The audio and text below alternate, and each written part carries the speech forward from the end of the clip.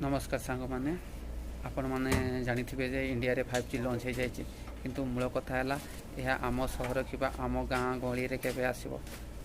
तो प्रथम आपण मन कहवाक चाहे यार प्रथम मजा इंडिया रो 13टा मेजर सिटी रे आसीबो।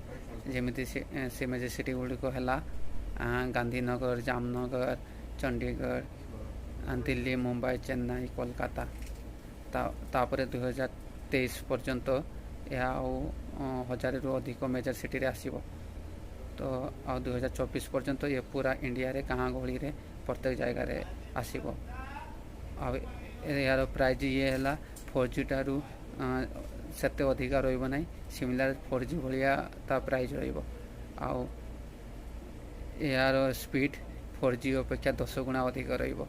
तो आपण माने धैर्य धरंतु 2024 पर्यंत आपण गाँ गली रे हाई स्पीड इंटरनेट पाइबे।